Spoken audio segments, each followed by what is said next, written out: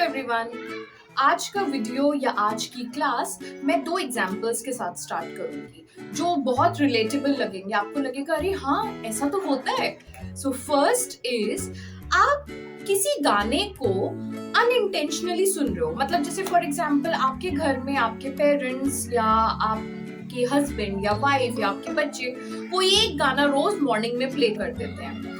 आप उसको सुनने में ज्यादा इंटरेस्टेड नहीं है, बट आपके कान में वो गाना पड़ता रहता है and within few days you will realise कि आपको उसके कुछ लिरिक्स याद हो गए। आपने कोई भी अटेंशन पे नहीं करा था, आपने उस गाने को कभी ध्यान से सुनने की कोशिश भी नहीं करी and still you have learned some of the lyrics. Second example, just observe a toddler. Toddler मतलब जो एकदम छोटे वाले बच्चे होते हैं, 1.5-2 साल वाले, उनकी वोकैबुलरी बड़ी लिमिटेड होती है। वो हार्डली 4-5 वर्ड बोल पाते हैं, मम्मा पापा, बहुत कम, बट स्टिल उनको समझ में बहुत कुछ आता है। आप उनको बोलोगे ये लेकर आओ, वो लेकर आओ, ये कहाँ है, वो कहाँ है, वो हर चीज की तरफ पॉइंट कर देते हैं। तो बताइए क्यों ये बच्चा जो है इतने अच्छे से सब कुछ जानता है जबकि बोलता तो कुछ नहीं है? बिकॉज द चाइल्ड लिसन्स, सुनता है। उसको बोलते एक तरह से बोल सकते हैं silent phase of their life. मतलब बोलते तो बहुत कुछ है लेकिन सुनते भी है बहुत अटेंशन के साथ। जो सॉन्ग वाली बात बताई उसमें आप अटेंशन देके नहीं सुन रहे हो, बट कहीं ना कहीं आपका ब्रेन जो है वो ले रहा है, चीजें ग्रास्प कर रहा है। How? Via your ears, you know, listening skill. अब जो मैं आप लोगों को बताने वाली हूँ उससे तो आप एकदम शॉक्ड हो जाओगे। Do you know, in our day to day life, अगर मैं आज पूरे दिन मैंने कितना कन्वर्सेशन किया या मेरा जो कम्युनिकेशन था ये कितना था, उसको अगर मैं 4 पार्ट्स में डिवाइड करूं तो you know what will be the percentage? Listening will have around 45% area. हम 45% टाइम सुनते हैं, 30% अप्रोक्सीमेट हम बोलते हैं, we speak, 15% is our reading and 10% is writing. Can you believe it? 45% listening, 30% speaking, 15% reading and 10% writing. This is approximate. हो सकता है आपका जॉब टीचर का हो तो आपका स्पीकिंग थोड़ा ज्यादा होगा। I am talking about normal day to day life. Okay. मेरा इसका मतलब ये हुआ, what I am trying to say is, मैं 45% टाइम, मतलब सबसे ज्यादा जो मेरा इसमें जो पोर्शन है, जो एरिया है, वो लिसनिंग का है और उसी को मैं सबसे कम इम्पोर्टेंस देती हूँ when it comes to learn English. तो इंग्लिश कैसे आएगी? जब लोग मुझे आके कंप्लेंट करते हैं, मैं तो रोज बोलता हूँ, खूब प्रैक्टिस करता हूँ, तो मेरा उनसे क्वेश्चन होता है सुनते हो क्या English? Because it is also a skill and if you are not working on that particular skill, other skills will not upgrade. So you need to focus on these 4. लेकिन listening पे थोड़ा और ज्यादा, क्योंकि सुनना is 45%. अब ये करना कैसे वो मैं आपको बताऊंगी। अब जैसा मैंने फर्स्ट एग्जांपल दिया था कि गाना चल रहा है, हमें याद हो जाता है, तो मैं इंग्लिश सॉन्ग्स चला के छोड़ देता हूँ, मुझे याद हो जाएंगे। बात तो सही है, होंगे, लेकिन बहुत टाइम लगेगा। क्यों? क्योंकि उसको बोलते हैं पैसिव लर्निंग। पैसिव लर्निंग में we don't put in much efforts, तो लर्निंग अपने आप होती रहती है। हमको एक्टिव लर्नर बनना है। मैं चाहती हूँ my all students become active learner. You actively participate in your own learning process, ताकि वो प्रोसेस थोड़ा फास्ट हो। तो उसके लिए मैं आप लोगों को कुछ तरीके, कुछ टेक्निक्स बताने वाली हूँ जिससे आपकी लिसनिंग स्किल्स इंप्रूव होगी। इससे पहले कि मैं आपको टेक्निक्स बताऊं, do not forget to like, share and subscribe to my YouTube channel. Okay, so let's begin. Some of the techniques that I am telling you that you can use to improve your English using listening skills. Number 1, podcast. अब बोलोगे अरे यार ये तो हमने बहुत सुना है। रुको। पॉडकास्ट फॉर इंग्लिश लर्नर्स, ये आपको सर्च करना है। ओके, कुछ पॉडकास्ट स्पेशली बने हैं फॉर इंग्लिश लर्नर्स, जो इंग्लिश लर्नर्स यूज कर सकते हैं to improve their English language. आपको वो पॉडकास्ट सुनने हैं। नाउ आपको सिर्फ सुनना नहीं है, एक्टिविटी मैं आपको बता रही हूँ। ट्रांसक्राइब, अरे ये क्या होता है, यही क्वेश्चन आया ना। ट्रांसक्राइब का मतलब होता है जो उसने बोला वैसा का वैसा आप लिखो।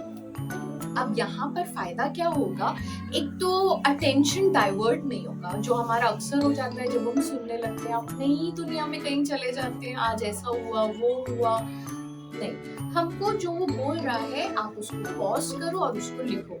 साथ साथ लिख पाते हो, वाओ लेकिन अगर नहीं लिख पाते हो तो pause and then write, again play then write, pause, ये सब प्रोसेस वैसे ही चलाते हो। इसमें अगर कोई ऐसा वर्ड है जो आपको बड़ा अच्छा लगा, स्ट्राइक करा, अंडरलाइन करो, उसका मीनिंग देखो and start using that. Okay, तो podcast for English learners, first method. Second method, listen to English news. YouTube पर तो हो ना, मेरा वीडियो तो देख ही रहे हो, मतलब यूट्यूब पे तो एक्टिव हो, जाओ टाइप करो CNN और BBC, इस टाइप की कुछ अच्छी इंग्लिश न्यूज निकालो and then start listening to that. Now you will say वो तो बहुत बोरिंग है, बात तो सही है, मुझे भी थोड़ी बोरिंग लगती है, लेकिन जब आप न्यूज के थ्रू इंग्लिश सीखते हो तो you get a context also to speak in everyday life. जैसे आज आपने न्यूज सुनी तो कल आपके पास वर्ड्स होंगे किसी और से बात करते टाइम यूज करने के लिए।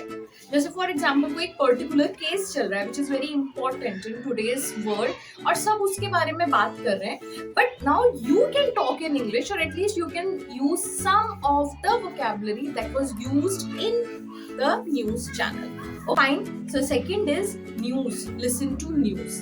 Third, audio books.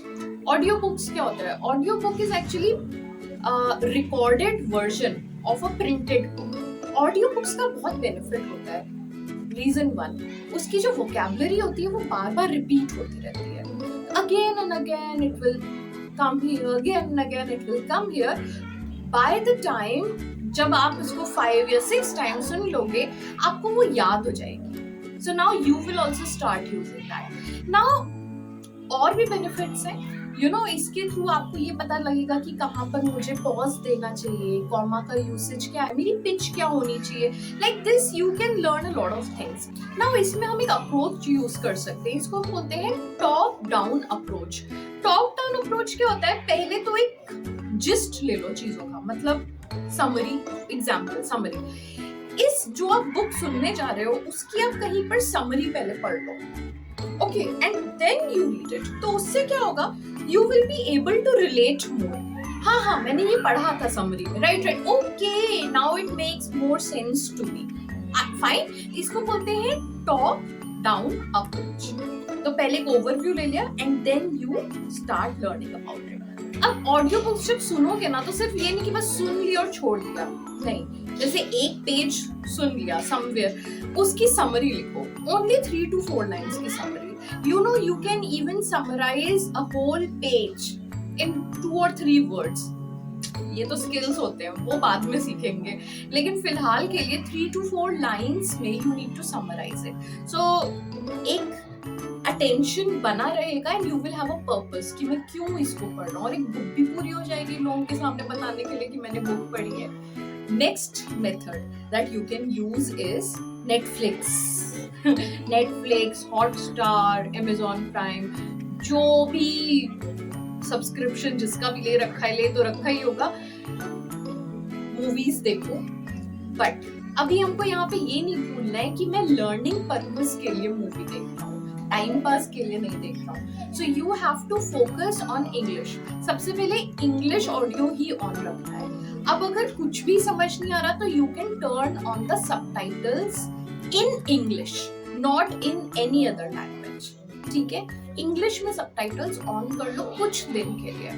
जब कुछ दिन निकल जाए, जब लगे कि ओके आई एम कंफर्टेबल, अब मुझे थोड़ा थोड़ा समझ में आने लगा है, then turn off the subtitles and then listen to the movie as it is, means the way it is. You don't use any support tool for the same.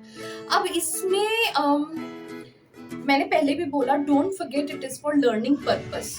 Okay, so ये नहीं कि मूवी के उसमें flow में इतना खो गए कि अरे छोड़ो यार बाद में समझेंगे इंग्लिश, पहले मैं उसको हिंदी में टर्न करूं और मैं I need to finish this movie, this is you know this is getting me on my nerves. ऐसा कुछ नहीं करना है, हमको ये भूलना नहीं है कि मैं इंग्लिश सीख रहा हूँ, ये मेरा प्राइमरी पर्पस है right now. Okay, next method, English songs.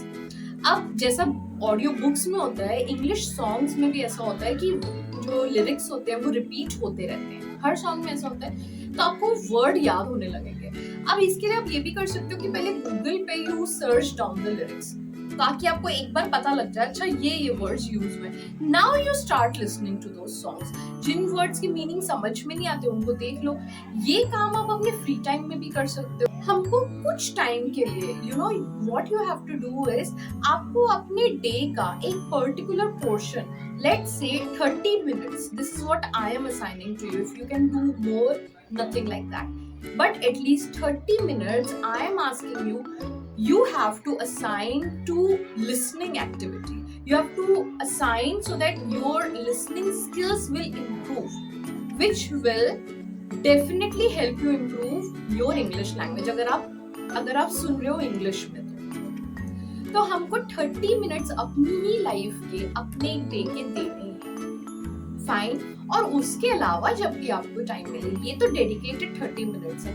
But if you are travelling somewhere, अगर आप किसी फ्रेंड का वेट कर रहे हो, do not waste time, start listening something in English. पहले भी मैंने बोला था, आपको अपनी लाइफ के कुछ दिन डेडिकेशन के साथ इंग्लिश को देने होंगे और डेफिनेटली आपको वो आ जाएगी।